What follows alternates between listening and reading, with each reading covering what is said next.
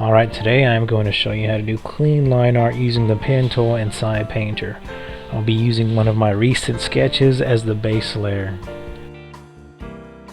However, I would also like to take a minute and show you how to use the line delay feature, just in case you wanted to use or test this feature out yourself. It's pretty simple, just double click on the tool you want to use and then adjust the settings here. After that, when you use your tool, it creates a bit of a delay which smooths out the lines for you. I'm using a Wacom tablet, so depending on how hard or soft I press, my pen determines if a line is thick or thin. Really just play around with it until you get a good feel for it. It's pretty much just point and click and adjust the delay to your preference. The higher the number, the longer the delay is.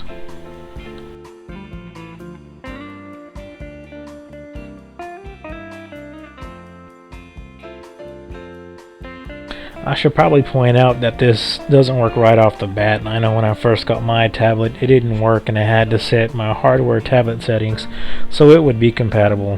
Man, I had to dig through YouTube videos on a solution, and I'll leave a link for anyone else who comes across the same issue.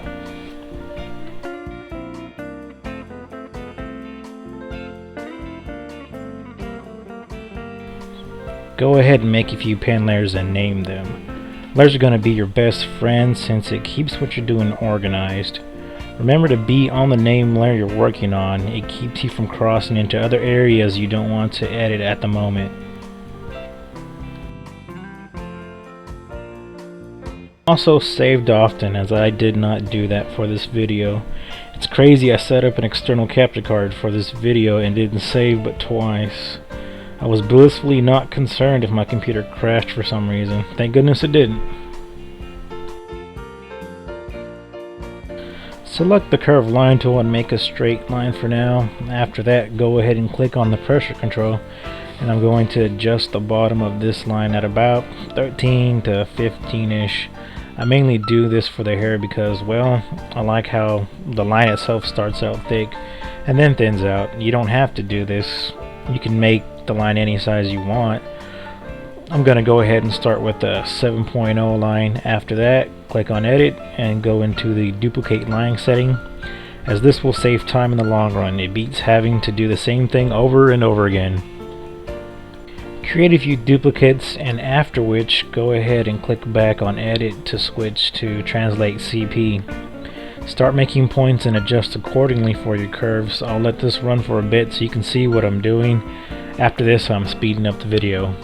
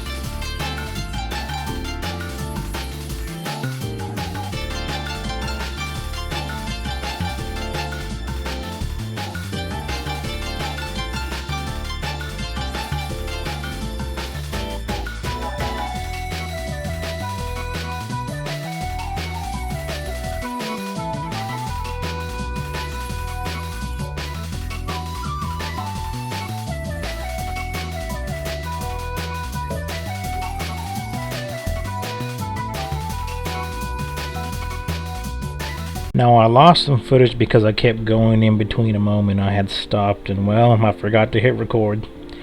Anyway, for this next part I'm working on the body outline, and I'm going to start off with the face. I'm going to do a thinner line for the face.